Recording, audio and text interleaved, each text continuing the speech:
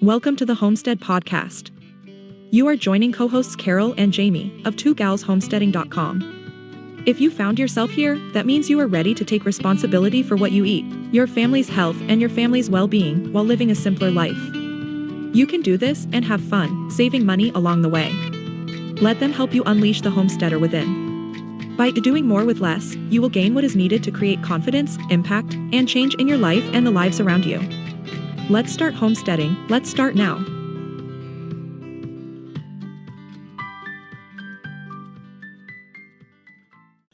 Well, Jamie.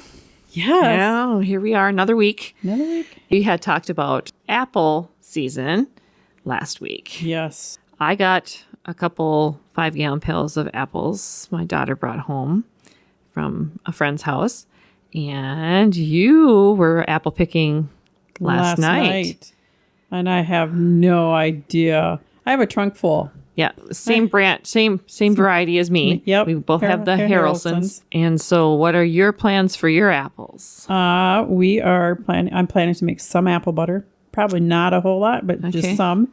And then apple cider vinegar. I don't know if you talked about it. Yes, we did. I have some brewing up here, right. And it's starting. It's definitely fermenting. You can smell it. You can smell it. It smells like apple cider vinegar to me. Now, Rich smelled it, and he thought it smelled more like it was fermenting, like it's turning into alcohol.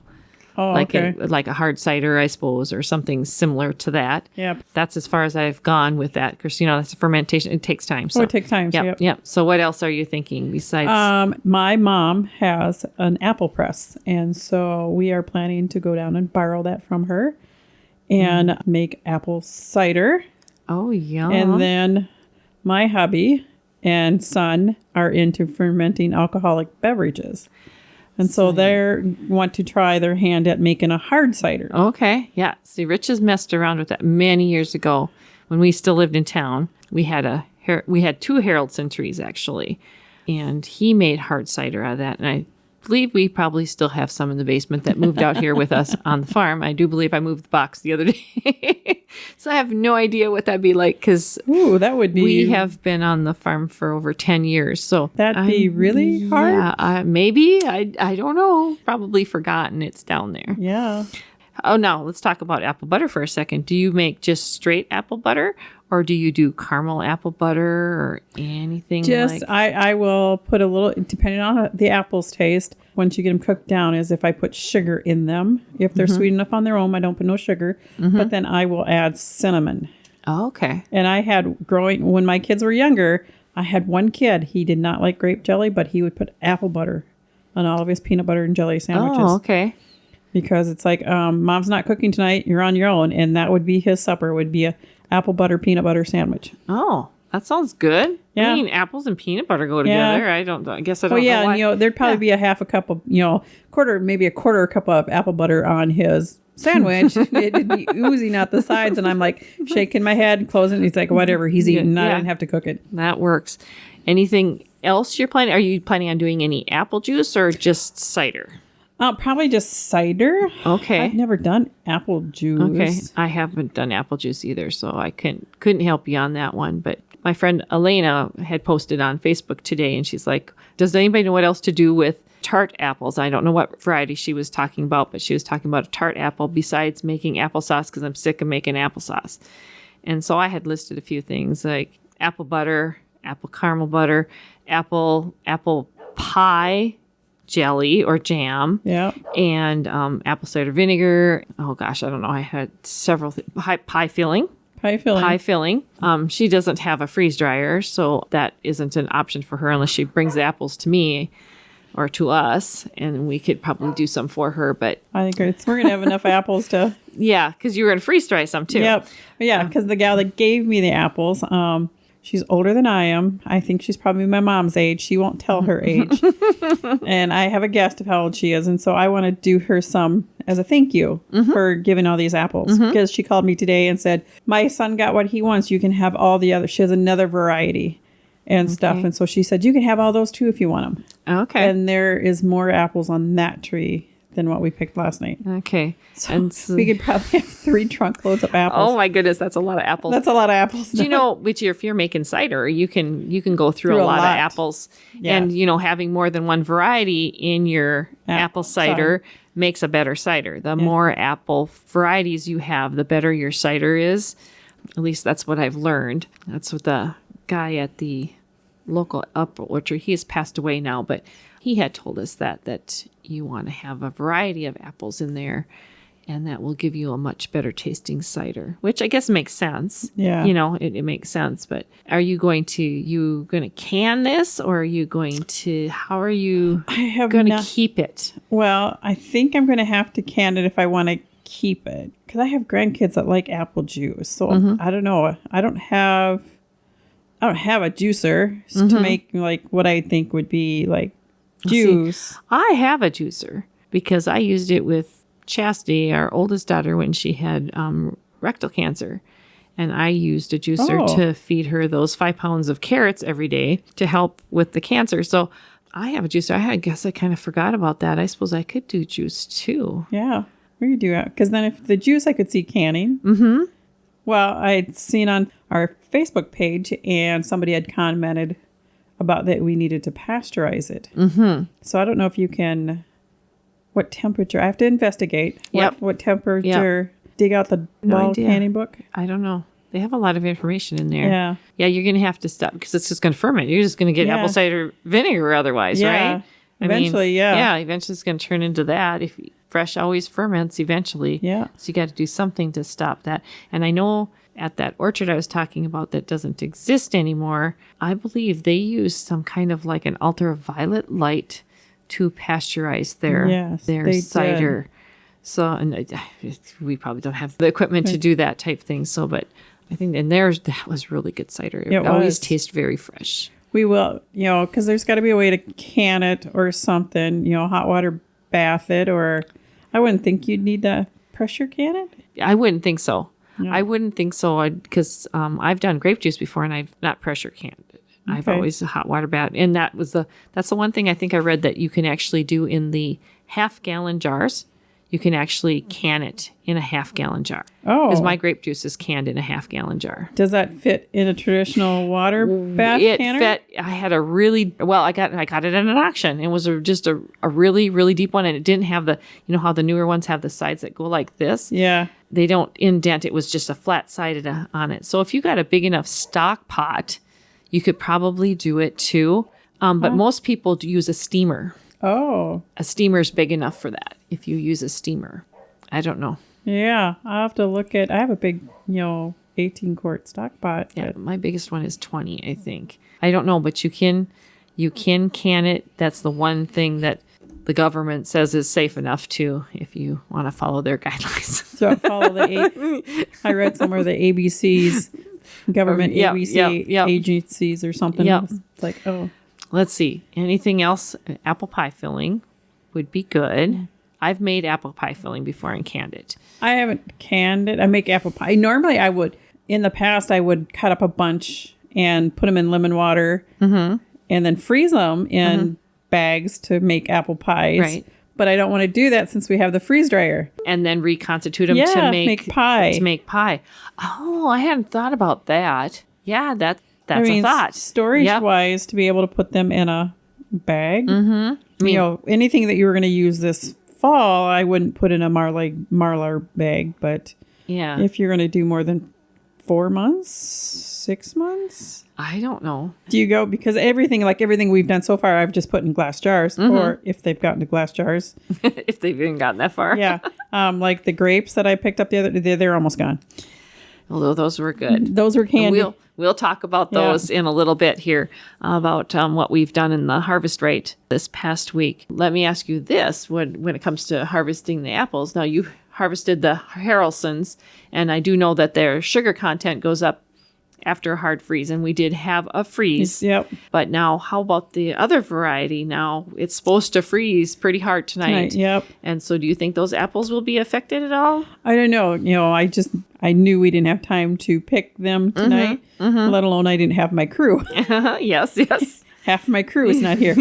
I do not know. I will probably run over tomorrow sometime and pick a couple and see. They tasted good last night. Well, then they should only get sweeter. Yeah. Right? Yeah. I would think. Now, the lady that I'm getting them from, she says that I can't remember the variety of them, but they're a yellow apple. And she says you have to wait for them to get ripe. And once they're ripe, you need to pick them because then the bugs will come get them. But so we might have to pick through them and watch for bugs. Okay. As we're, going to make cider with them or apple juice. Well, But bugs are going to find the sweetest. with the hard frost, a lot of those bugs are going to be killed. Good point. So we will investigate that should be- tomorrow. Well, before we move on to our next topic, we are going to have a short word from picosupply.com. Family-owned PeteCoSupply.com brings small-town customer service to their online farm store. PeteCoSupply.com specializes in automatic waterers from top brands such as Miraco, Jug, Franklin, Trojan, and Ritchie, as well as other products for your operation. Find your farm supplies and automatic waterers at PeteCoSupply.com. That's PETECO Supply.com. PeteCo Supply. Let's talk about the harvest rate. What Yes. we've been doing this week. It's been running pretty good clip over here. Yeah. I put some stuff in there for you that you had in your freezer. Oh, okay. So Right? that's the grapes. Yep.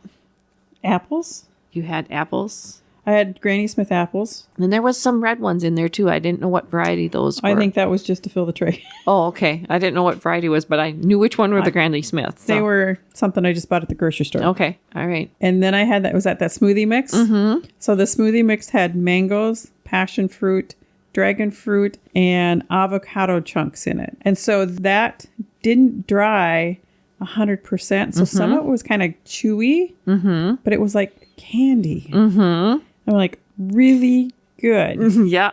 I sampled some and I had to actually talk to you because I was like, well, do you want me to freeze it longer? What do you want? Because it's obviously not dried correctly. Yeah. And we're going to need to consume this. Yeah. And I was more than happy to consume it.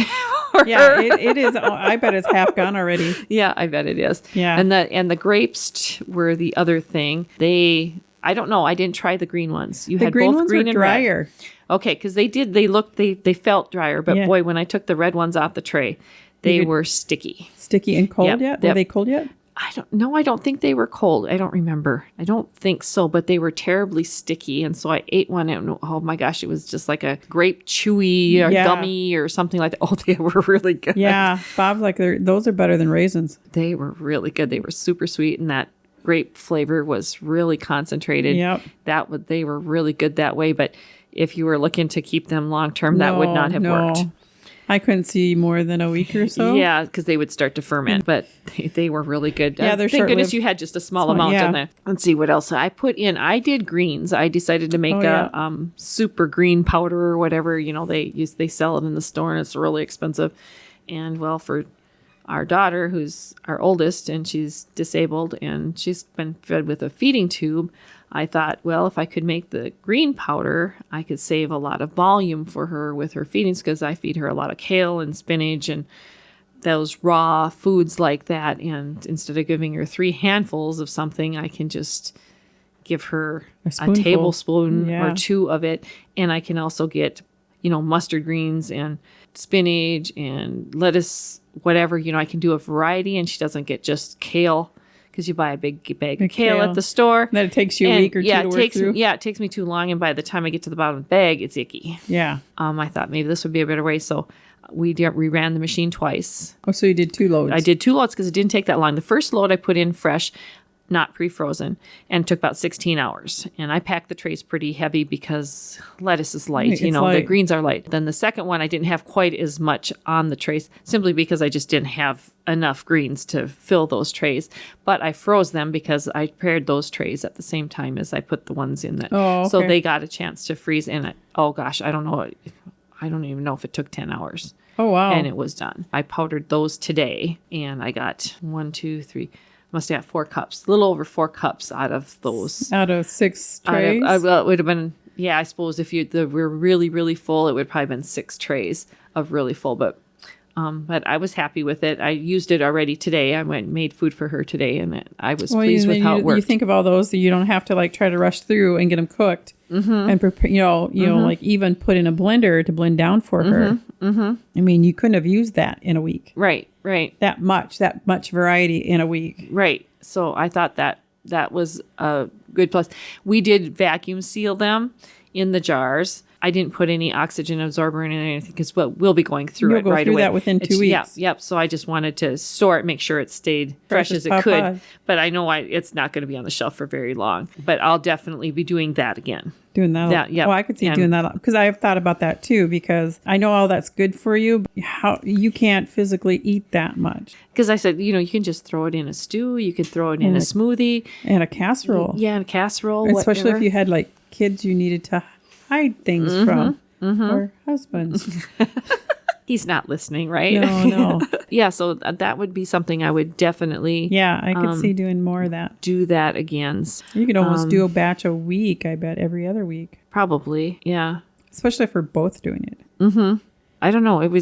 I like that it was easy. I've got collard greens now that are freezing because they came in Chastity's bag that comes. Okay, your bounty. Yeah, whatever? that bounty bag that comes. She has a subscription to a food Vegetable program or thing, whatever. yeah.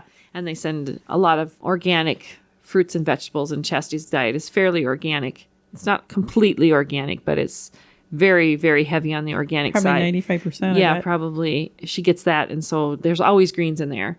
So I'm like, I'm just going to start freezing that for her. Then I'll have enough, and then we can run the machine because it does take a little bit of greens to fill the machine. The machine isn't real big, but when you're doing greens, you can really put a lot in there. You can pack it more Yeah, than you can. Yeah, because it doesn't explode. Although I will say you have to be very careful when you release the vacuum because Do they fly everywhere? they fly a little bit. Well, if they're the only things. Well, if you're going to mix them anyway, it's not a big deal. Yeah, that doesn't bother me, but we just don't want to clean out the Clean it. Oh, clean out okay. of the machines. See, I haven't had to do that yet. Well, we'll get you introduced to that. You've done all that for me so far. Yep. But yeah, that does get a little. And then I put it into Ziploc bags, and then crushed it first a little bit with a rolling pin. Before I put it in the Vitamix, I didn't have the bag quite closed, and I had greens flying around the kitchen. So that's a little learning curve there, is to make sure you got your bag sealed and stuff before you start crushing. Well, we did pears too, didn't we? Do the rest of your pears? Weren't pears on that tray too? Yeah, I think with the cinnamon. Oh yeah, I did. Yes. Yeah, That's right. If you're going to freeze dry pears, you need to put cinnamon on them, people. And oh these my gosh. were really ripe pears. They were so They good. were almost, it's if you picked them up and squeezed them, you would squeeze them through your finger ripe. They turned out So fantastic. cutting them was very interesting. Well, you did a really nice job because I would never guess that. because I have a Pampered Chef slicer Okay. thing. Yeah, I don't know what it's called, but it's great for like olives. Oh, okay. So I don't buy chopped up olives. I buy the big ones and stuff. And then I put it on there and it's like, it's an egg slicer kind of thing, Oh, okay. but it's in two separate pieces. Okay. And very sharp. Okay. And so it does mushrooms. I've never done a tomato with it because I'm afraid I'd crush the tomato. Uh-huh. But I did the pears with it. I did the apples with I was it. going to say, because your apples and pears Or no, all were... I used an apple peeler for the Okay, because the I was going to say apples. they are all very uniform. Yep. With the slicing. And I was like, boy, she's pretty darn good. Oh, She's it's 'cause really picky there. I have a tool. Oh, here she's cheated. I cheat. Oh, Yep. I kept just a small jar of your pears, and I've been handing them out as samples to my milk customers, Oh. and everybody absolutely loves. Do they comment on the texture? Yeah, they are just like, but they're like, it's so yummy. Yeah. It's so yummy. It's just it. They I mean, stick it's to your different. teeth. Yep. It's different. It sticks to your teeth, but it dissolves off your teeth. It doesn't stay there like, it kind of sticks to your teeth like a taffy would, but it doesn't stay there like a taffy would. Right. You Yeah. can pick it off, or it melts off in a little bit. They are a big hit with Yeah. my milk customers. Probably won't have And- ripe pears like that until next year. Yeah, probably not. Yeah, I don't know. Yeah, they're probably. I'm not sure when pear season really is, because Yeah. I know FFA fruit comes and they have pears in that box. Oh. That comes out of Texas. So And I those don't come in know. December. Yeah, along with oranges, and Yeah. there's usually apples in there too. And of course, it's not apple season anymore. by No, but December. I'm sure they were probably picked in the fall and Yeah. put in Yeah. however they store them. And I suppose pears, Probably- maybe pears are store the same way. Because they Do they usually, wax pears are picked green, are they not? yeah. And then they're allowed to ripen. So they probably just put them in cold storage. yeah. Yeah. We know that would be my nothing. guess. Okay. The other thing I did was I made Colby cheese this past week. Oh, yes. I made Colby cheese, and you've tried my Colby Yes, cheese, it's- and I made it twice now. First time I did it, my friend Kelsey said, we don't like it pressed and aged. And she said, so I just quit when I get to the pressing stage. I just quit, and we just have cheese crumbles. And we use it on our tacos, and we use it on whatever, whatnot. So that's what I did the first time. The second time I was like, well, I want to try pressing it. I'm not going to age it, but I'm just going to press it. I pressed the cheese. Do you have a cheese press? Yes, I have a cheese press, but I did not use the cheese press. Oh, okay. I just used a 8-pound. What I did is take an old milk jug, filled it up with 8 pounds of water, and I used that, and I pressed it for, I don't know, 20 minutes or an hour. I don't Just in a how bowl? long. Yeah, you just put a plate on top of it. Oh, okay. And it's a real redneck thing. It's right up our alley. Yeah.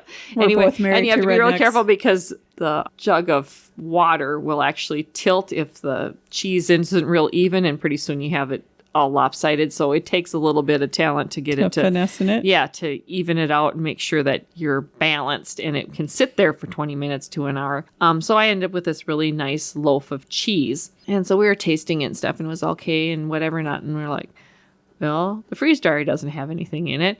Let's freeze dry the cheese. So I cubed it all and freeze dried it, and you tried it. That's what we had tonight, right? Yep. We had that tonight. And I've been handing those samples out to my melt customers as well. And everybody is just amazed how Colby tasting the cheese is. Now, I don't really know. I'm not really, besides cheddar, I'm really not a cheese person.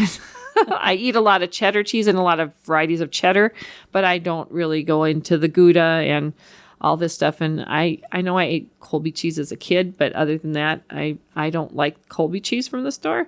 But this stuff is pretty good. Yeah, this was good. And when I freeze dried it, it's very, freeze dried cheese is very interesting. Yes. It's crunchy and Yeah. We thought that, we had chili tonight. Mm-hmm. And so we thought, well, put a chunk in the chili and to see if it would reconstitute. Mm-hmm. Would it get stringy and stuff like cheese would? And it didn't. Mm-hmm. And so you got a chili covered chunk of cheese. Yeah. It tasted okay. It tasted good, but it was like, that's different. Yeah, so I don't know if there's a trick to reconstituting it with, I don't know. I think it's perfectly fine. Oh, yeah, as a dry product myself. yeah. I've done mozzarella cheese. I freeze dried mozzarella okay. cheese, and then I used it in my lasagna, but I just added extra liquid Water. in there, extra water Was with it my sauce. shredded or It was shredded. Okay. And that reconstituted beautifully. I had forgot that you'd done that. Yeah, I had done that, but that was shreds. Yes. And I don't know how well Colby cheese melts either. I Oh. don't know. Because Colby cheese, I think, is a drier cheese. Yeah, now you think. say that, I don't think I buy Colby cheese to shred and put in dishes. I was going to say, I don't know if I've ever seen it shredded in the store either, pre-shredded. Yeah. I remember as a kid, the best Colby cheese I ever tasted was the stuff that was sold at the creamery that my aunt and uncle sold their milk to. And I remember going with them and picking up this round tube of cheese. And I just remember it being very dry. When you cut into it, lots of times it wasn't a slice. It was kind of a piece of a slice, and because it kind of crumbled. It was very dry, but I remember it being so good. And I've never tasted any Colby cheese like that cheese. And it was probably just because that was the creamery's cheese. And it was fresh. Yeah, or probably fresher. And, they probably had their technique, or whatever. Their recipe or Yeah, that was the best Colby cheese I've ever eaten. And it was waxed. I remember it had a wax coating on it, which was weird for me because I'm a city kid. Yeah. And I didn't know why you have wax on it. I just knew the cheese inside was really good. So I think I would probably do the Colby cheese definitely again that way. I've only made Colby cheese twice, so we'll see if I can. It was good. Well, my thought is of the eating it dry was it's like, can you powderize this and put it on popcorn? Because the cheese is a little salty. Yeah. So it would probably work really good on popcorn. Because I will eat nutritional yeast on my popcorn, which kind of gives it a cheesy taste, but not quite. Yeah. But it's good. But I that's what I thought. And it's like, yeah, this on popcorn, everything Maybe goes. I'll send some home with you tonight and you can Try that. try powdering it.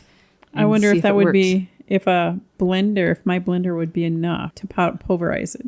Oh, I don't know. Well, I just have a, like, not cheap. It's an $80 blender, but it's not as strong as your Vitamix. do you have a food processor? Yeah, I have a food processor. I bet too. it would work in there.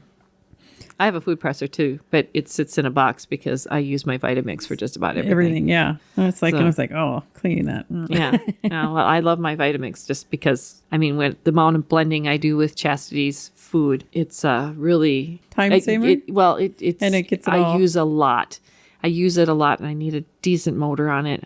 I burnt up a Ninja Oh, yeah. doing her food. You just do I it. put anything in there and expect it to work. Oh, and you almost need to use it. You probably don't do it daily. I do it every other day. Yeah. So, And I use it. I do 6 meals every other day, and I do 2 meals at a time. So it runs at least three different times every other day. yeah. So, at yeah, least. you're putting your true test of a blender. I really do, and I put just about anything in there for her because she eats a regular diet. She doesn't. There's no fake food, nothing Yeah, like that. She no eats real formula food. type stuff. Yep, there's no formula in there, and sometimes the stuff is frozen. And it just blends it right up. It does a really, really good job. I should mention that the culture I used for my Colby cheese actually came from New England Cheese company? Yeah, cheese making company. These are cultures that I had when we first started making cheese, when I first got my first cow in like 2013. I was gonna say, And that's so a those few- cultures are still good. They are still working. That's how good these cultures are. I've had them in the freezer and I've got a ton of them. My recipe actually came from Cultures for Health. Yes. That's where I got my recipe, and I think I'm going to probably start trying some of their other recipes on there. They have a recipe on there for making string cheese out of mozzarella cheese and how to Ooh. make it like string cheese. And we eat a lot of string cheese. We eat a around lot here. of string drink. And so I want to try that. Because I And bet we used to go through a pack with my grandkids and stuff a week. I thought, what a great way to utilize our skim milk Yes. and stuff. And so I'm going to probably try to figure out how to do that. And I know I've read through the recipe already, so I know basically what you kind of have to do or whatever that's different from making just straight mozzarella cheese. And I think they have a cheddar cheese recipe on there too. I would recommend going to their website and taking a look at their recipes. They're very easy to follow. Nice Yes. instructions. And they have a YouTube channel, I know. Okay. No, I haven't ventured over there just yet. Yeah. Because So- I think I watched them when I was learning how to make kombucha. I watched their YouTube. Yes, they have kombucha cultures or whatever on their thing. And don't you use something else from their website? The fermenting. The yogurt. Okay. Well, I don't know if that comes from there. It's a different brand. Yep, I looked it up. It's cutting edge cultures, but yes, they do sell that. That's what I use to start my sauerkraut. Okay.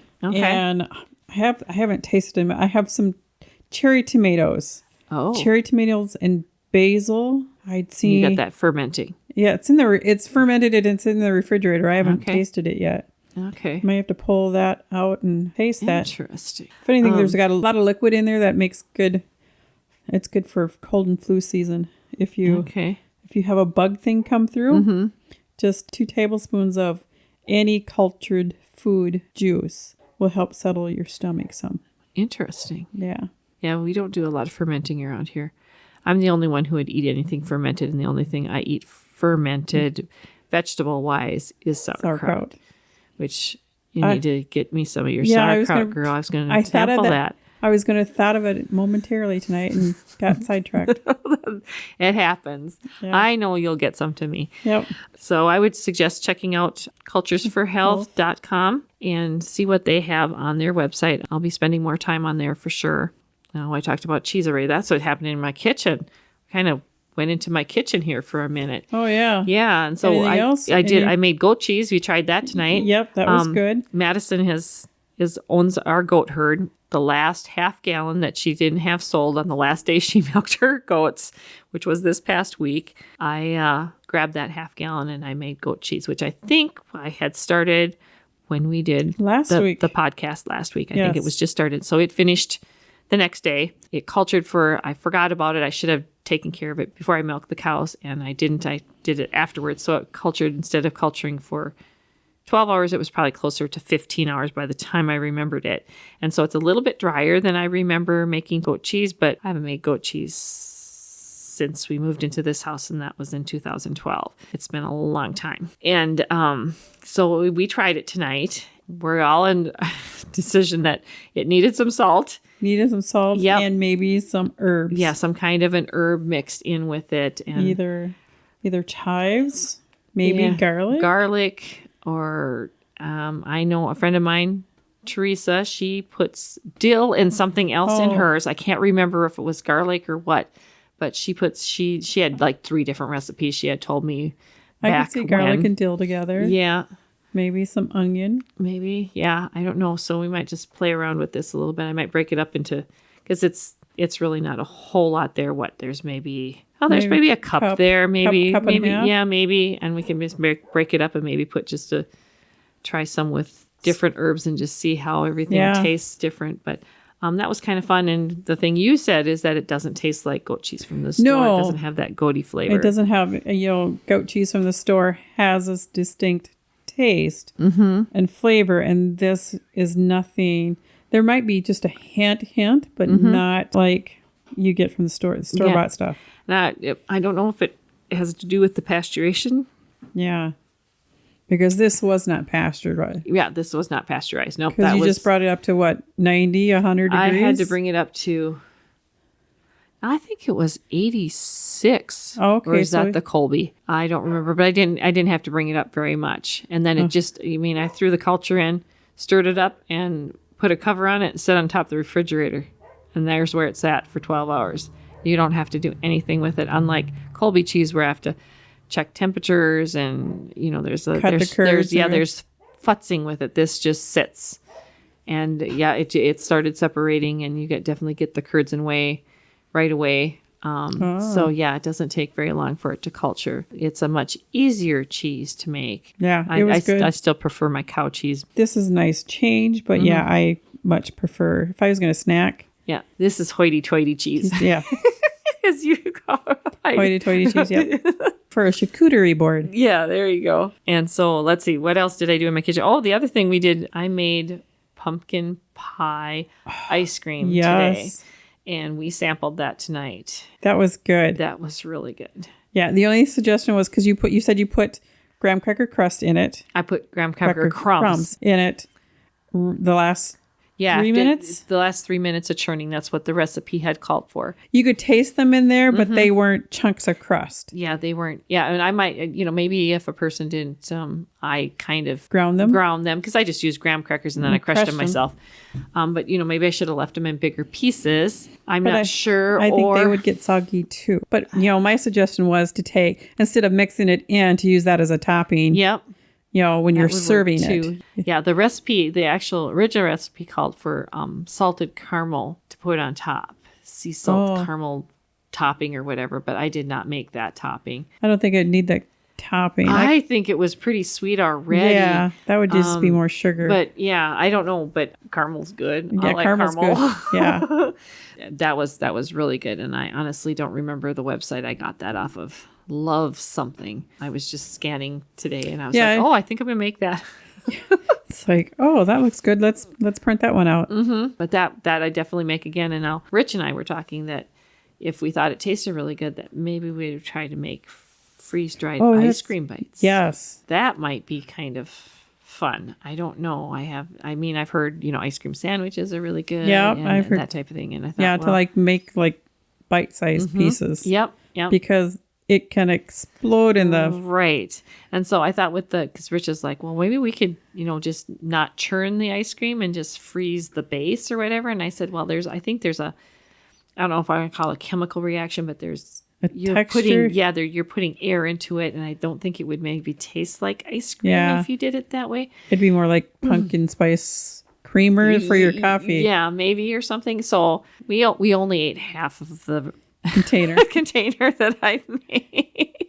So I do have some left, and I thought, to make it bite size, use like a cookie scoop. Yep, use a cookie scoop and pre-freeze it hard. Yep, freeze it really hard, and then put it in the freeze dryer. I have heard with stuff like that melts and things like that you want to make sure that the freeze dryer is at the same temperature as your freezer before you put your stuff in, to make sure that it doesn't melt it at all. Especially if you're doing ice cream or something like that. I know some people are saying with the ice cream sandwiches, you got to be picky. So I would assume ice cream's the same way. Yeah, I would think so. But then you had another suggestion. You said you had leftover pumpkin. Yes. So I've been playing around with whipped cream. Haven't not put any through the freeze dryer just yet. I had some extra cream, some heavy whipping cream from our cows, and I had a little bit of pumpkin left over. And so I thought, Jamie puts pumpkin in her coffee. Yep, I'll make a pumpkin latte type thing. And I was like, I wonder if I take this, that was like a tablespoon of pumpkin, and I threw it in with my cup of whipping cream, and I put a little cinnamon in there, and I whipped it. And it was pretty good. Of course, it only made 2 cups. And so I went ahead and made my dollops, put it in the freezer, and then there was some left over. And Rich tried it, and he thought it was pretty good. But I think the pumpkin was just a little too subtle. And I think we need to probably make it a little more. But like you had suggested, the freeze dryer may make the pumpkin come out. It might intensify. That's what they say about, like the grapes and everything that we did this week, is that flavor just intensifies and stuff. And so, that may be enough pumpkin and stuff, That's what the Harvest Right is all about, is all these experiments we're doing. But I have just vanilla flavored whipped cream on my tray as well. And then I was thinking I could maybe do chocolate and strawberry. Oh. And I thought with the strawberry, I might use the freeze-dried strawberries to do the flavoring of it. Oh, yeah. So I thought that might be an interesting little twist there. I've got blueberries, freeze-dried blueberries around here too. I could do that. You could make Neapolitan cream bites or something, or, that type of thing where you just mix the 3 of them in a package or something like that, Good idea. Just thinking out loud. But it's recorded now, so we can go back and how did I say that? Yeah. Oh, I should mention that we will put the pumpkin pie recipe for the ice cream in the show notes. Those of you who'd like to try to do this ice cream, it makes 1.5 quarts. When you listen to our podcast, you should be able to see it in the show notes. Oh, you were talking about my cool machine I brought over tonight. Oh, that's right. You got a fancy machine. I have not pressure canned in many years because you have to babysit it. I have a gas stove, so you can't just set it. You have to monitor it. I don't pressure can because of that. Mm-hmm. But I decided this year that I wanted to pressure can. I had learned that there's 3 electric pressure canners, because there's a difference. There's a pressure cooker, and then there's pressure canners. Mm-hmm. And the 2 ones that I bought this summer, they are both pressure canners and pressure cookers. One is the Instant Pot Max, and you can pressure can in that. So you can do like potatoes, carrots, corn in that. But like your Instant Pot, you could not pressure can in it because it does not. Mine's the 6 quart. Yeah, it does not. Most of those can at a lower pressure. They don't get high enough. And especially if you're at a higher altitude. Because it's okay for our altitude.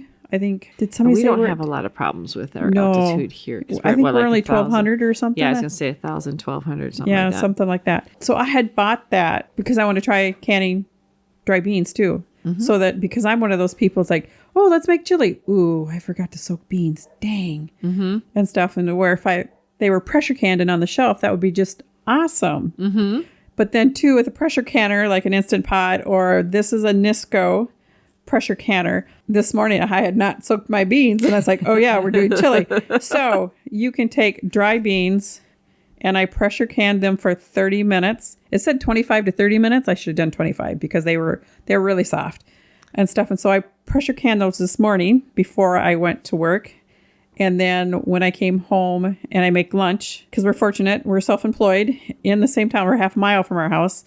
And so I make lunch every day. After I got cleaned up for making lunch, I made our chili for tonight. Mm-hmm. And I did that in this pressure cooker. But I did not, I put it on slow because it's got a slow cooker function on it too. Okay. So I slow cooked it all afternoon. You know, Yep. I cooked the onions, the beef and everything inside that. Mm-hmm. And then I put tomatoes. I used a can of my salsa because I didn't have no green peppers. And I thought, oh, my salsa's got green peppers in it and it's got more onions in it. A little jalapenos because I don't use chili. There's no chili powder in there. I don't know if you could taste that. No, I guess I didn't notice it. Yeah, we see it tastes very different than my chili. Because I don't like the strong chili powder taste that most chili has. Because that will sometimes give me heartburn. Okay. And so, but I will use jalapenos and red pepper flakes in it. Okay. So you get a little spice, but you're not, as I say, I don't want my food to hurt going down. Yeah, I was going to say, because now I don't like spicy food, and that was not spicy to me. No, it was not spicy whatsoever. It was not spicy at all. And so I used my canned salsa. I used a can of my stewed tomatoes that I canned a few years ago.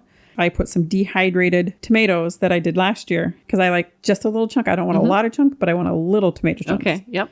And so that's what we had for supper tonight with some spices and stuff. It was very good. And then you had made cornbread to go with it. Yes, I made cornbread to go with it. But yeah, and then of course the ice cream. And the ice cream is dessert. Yeah, that was good. So you really like your new, you called it, was it a Nisco pressure canner cooker. And I like the Instant Pot Max too. Now you can only do 4 pints in the Instant Pot Max. But in the Nisco, you can do 4 pints or you can do 4 quarts. And you can hot water bath in the Nisco pints. Okay.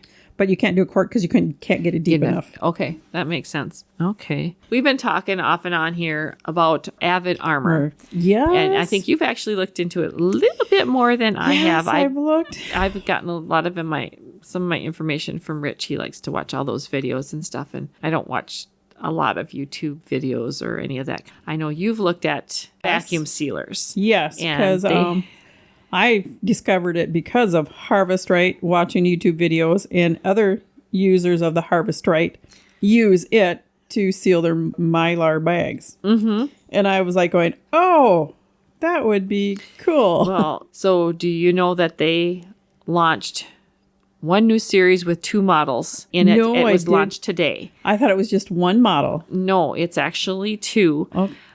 One is larger, and then it's got a little sister, if I remember correctly. I'm kind of going off the top of my head here. The bigger unit, apparently you can actually vacuum seal a half-gallon canning jar, so a mason jar. Wow. Like sit down in it? I assume it... Or is it with the attachment? It lays down. It lays down inside the chamber and seals. That's got to be a fairly big unit. Yeah. Because, what is a half-gallon jar is, 9-10 inches? Yeah. Maybe. I know it's less than a foot, but, but you got to lay it down. So I think the quarts, you can sit up in it. But so when you do you put the ring on? How do you I would assume so, and you probably can't do a liquid. Yeah, I couldn't see you doing liquid would leak out. But we're freeze drying, so you wouldn't have a liquid anyway. Yeah. That was one of the things I was like, I wonder if it can do a half-gallon jar. Not that I use a whole lot of half-gallon jars for sealing anything in. Oh, I have gobs of them. I've got lots of jars. I just don't. Yeah. I don't vacuum seal a whole lot of things. Oh no, it's like I like the pears. I put them in a half-gallon. Thing. Now, I don't know why. They're almost gone. Like the apples, I put them in a quart and vacuum packed them with a food saver. Okay. I put my dry beans. I put my pasta. I've seen your crackers. Yeah, I put my crackers, any open cracker, I put in a half-gallon jar and vacuum pack them. Last week, Runnings had peanuts in the shell on sale for $1.49 a pound. We love that as a family. They make horrendous messes, but they're fun. Oh, yeah. We eat a lot of them, too. Yes. And stuff. And so I bought 25 pounds. Oh, yes. That will take us through the winter and stuff. And so, but I ran out of jars. And then I just found some tonight going, I could do more. But I did 8 half-gallon jars. Okay. And stuff. Oh, that's really smart. That kind of locks in the freshness. Yeah, because that's a lot. They'll start getting stale by spring and then once it gets humid, you're done. I never thought about that. Now you could have done that in the in these new machines here. Yeah. This new fancy model of theirs. Yeah. But I've heard a lot of things about Avid Armor. I'm anxious to see how those machines do and how I'd like to see somebody do a review on them, see what they're like. We'd like to give a special thank you to picosupply.com for sponsoring our podcast. We were talking about our meal that we had tonight. Yes. Now you were just talking about your chili, and you brought over sour cream. Yes. And now that's store-bought sour cream. Store-bought sour cream. Okay. I was chatting with one of my friends who has a cow that she purchased from me, Kelsey. And she was telling me that she had, this past week, she said, she had cheese and she had a bazillion things going on in her kitchen. And she was like, I've got sour cream brewing. And I'm like, oh, hello. Yeah. How do you make your sour cream? And she said, oh, it's really easy. She said she just takes 1 quart of cream, a 1/4 teaspoon of the miso. I can't say it right. Well, most people just call it miso. Like the fermented. It's the starter. It's a cheese starter. Oh, okay. And you put that in there. And then she says she adds 2 teaspoons of beef gelatin. Just dump it all into the jar, stir it up, put it away, just set it to the side. And I think she said, let's see, did she put it in the refrigerator? I can't remember now if she put it in the refrigerator or not. But within 24 hours, she's got sour cream. Now, is this like yogurt where you can take a little bit of that to start your next batch, or do you have to? I don't know, but I have spoken to her, and she has told me that she would be interested in being interviewed here on our podcast. Thought that might be fun, since she's not new to homesteading, but she's new to having her own cow. She's done the raw milk for many years, but she has her own cow now. It was my cow, but my precious Poppy went to Kelsey. But she has agreed that she said she would be very interested in coming on our show. And then we can ask her if she ever thinks about using a culture from, putting it aside and then doing it for the next one. But I'm not sure what role that gelatin really plays in there. Besides, maybe it just helps thicken it a little bit. Because I know even like yogurt, when you make yogurt with raw milk, it tends to be on the thin side. And a lot of people add gelatin to it to make it thicker. See, I used to, and I was thinking I need to get back into that. I didn't do it for probably more than a few months because it starts to make, you start to get quite a bit yogurt. The first batch, you had to pasteurize the milk. Mm-hmm. You had to bring it up to 180 degrees, let it cool and stuff. I think it was 180 degrees. And then on, I just had to have some of the old yogurt to start the new yogurt. Mm-hmm. Just like you would go buy store-bought yogurt and use that. Yeah, the problem with with raw milk, and especially with yogurt, is if you try to save some of that yogurt to move it on to the next batch, eventually you kill your culture because there's so many live bacteria and they fight. The bacteria in the yogurt and in the raw milk fight, and eventually the raw milk wins. Because it just like in our body. Yeah, it just gets diluted. It just keeps getting diluted. It's just same. I do it with when I make buttermilk. If I make cultured buttermilk, I buy buttermilk from the store. I do 1 part buttermilk to 3 parts raw cow milk. I can do that for about 4 to 5 times where I just carry it over. I just save some, add some more, and it will not. It just gets super runny and it just doesn't culture anymore after about the 4th time trying to reuse that. And then I use raw milk. I don't, we get buttermilk around here too from making butter, but when I want a cultured buttermilk, that's what I have done in the past. But now I don't even do that anymore because I wait for my cream to sour a little bit in the refrigerator and I simply use my soured cream where I would normally put a buttermilk. Yep. And I can use kefir too. We make kefir around here and kefir works the same way as a buttermilk substitute. Yep. It makes really good pancakes. Did not know that. Seeing that I have kefir from your kefir grains. Mm-hmm. I don't know how many years I've had your kefir grains. But yeah, that's another way. Then I don't have to have cultured buttermilk. It's just one less milk product. You get that jar of kefir that gets pushed to the back of the refrigerator. And it's like, ooh, that's really strong now. Mm-hmm. Oh, that's a good idea to make pancakes with it. It makes, it's a really good buttermilk substitute. Plus, it's probably even better for you Oh, yeah. because kefir has got so many. Yeah, even if good you're killing bacterias some of in- them when you're cooking it. That's how I'm going to use that half a cup back up. It's like, ooh, because I can drink kefir. I don't have to mix it. Oh, see, I do. Especially if it's fresh kefir. I can drink it, just chug it. Because I figure you only need probably more than a quarter cup or so. I used to take awful cough syrup when I was sick and stuff, and this is better than that. I figure if you can take that when you're sick, but but some of it, it's like, oh, that's been there 6 weeks. Yeah, that's been a little tart. That's a little tart. There's not a whole lot of changes going on in my barn right now. We're just about ready to wean 3 calves off their moms. They've been on their moms all summer.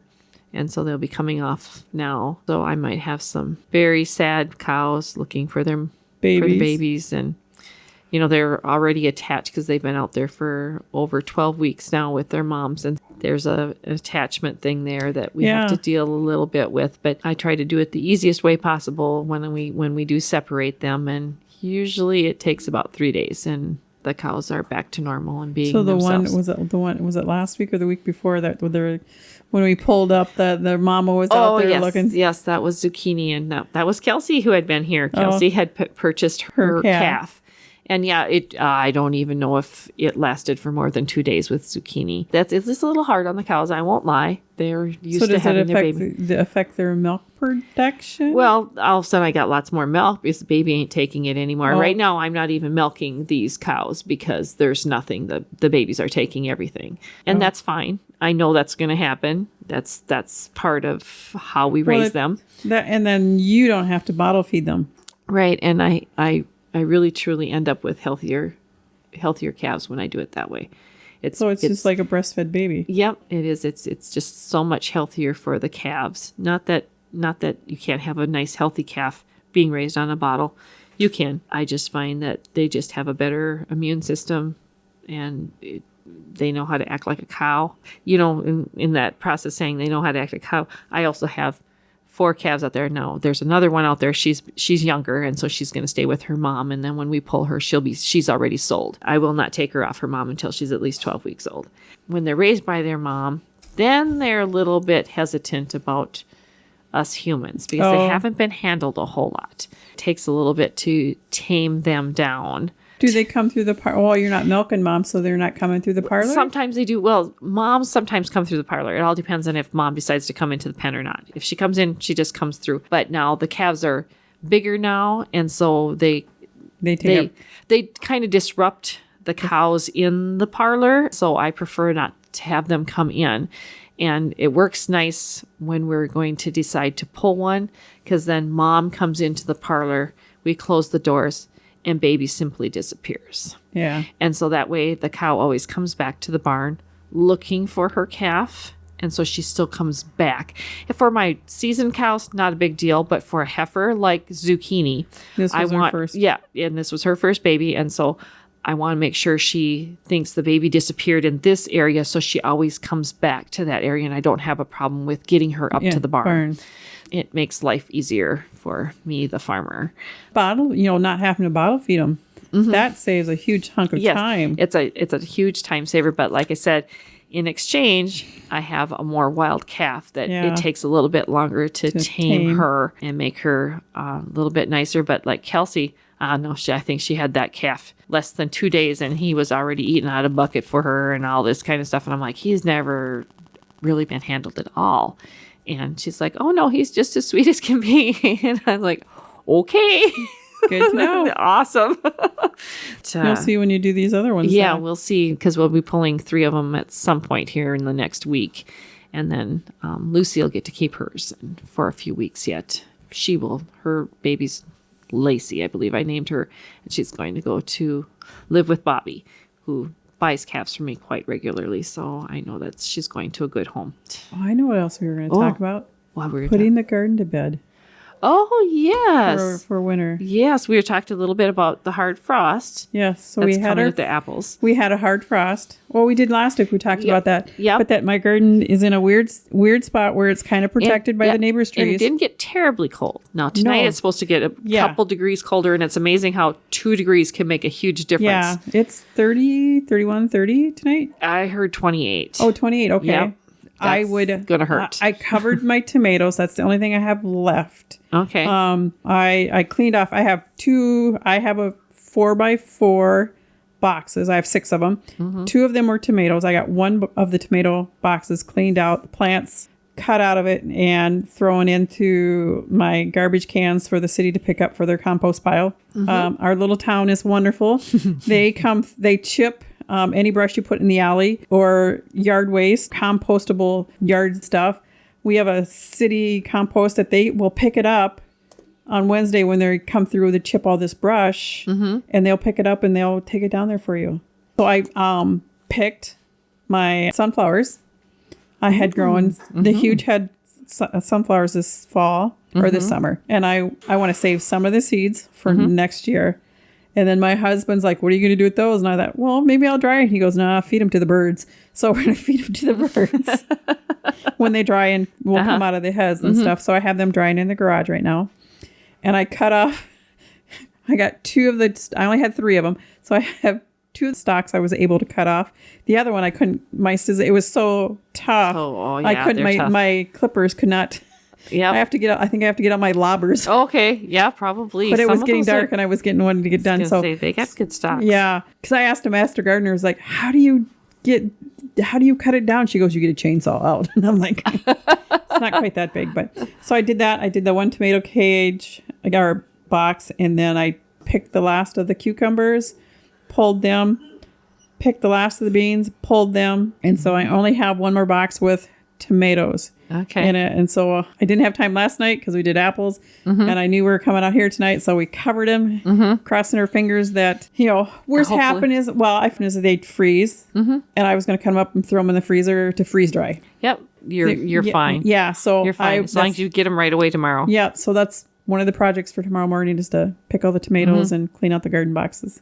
Okay. And then I will probably pick the fennel seeds, and I should be done gardening for the year. Okay, so you don't put compost on in the fall? Normally I do that in the spring. Well, I will. Okay. Oh, that's another thing. I will in 1 box because I will plant garlic.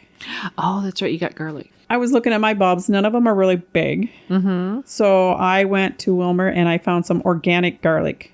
Okay. And they were nice bulbs. And so I'm going to take those and I'm going to plant. I got 3 bulbs. And I'm going to pull all those apart and I'm going to plant those. So I will throw your compost, plant my garlic in there this fall. Okay. Yeah. What are we going to talk about when you get your garden put to rest now? What are we going to talk about? Well, we still have all these apples to process. That's true. We'll be talking about apples for weeks. Yeah, we'll be talking about apples. But then January, I'm already looking at seeds. What seeds I will be starting in February, March. I start my seeds. Oh, we'll have a little lull there. Yeah. From gardening, but yes. But we're always doing something in the kitchen. We might get down to just talking about the kitchen. We might be, yeah, because I'll be starting my beef stock here pretty soon that I run continuously all winter long. I'm getting low on beef stock on the shelf too. I was like, yep, I have bones and everything in the freezer. I just got to pull them out. So until next time. Put some kefir on it. Thank you for listening to the Homestead Podcast's latest episode. Your hosts, Carol Radke and Jamie Kappas, are 2 Gals Homesteading. To learn more, go to 2galshomesteading.com or the 2 Gals Homesteading Facebook page at facebook.com/2galshomesteading. Editing, audio production, and marketing of the Homestead Podcast is the responsibility of Media Transx. The Homestead Podcast is an audio product of Media Transx, a limited liability company, based in Minnesota, USA.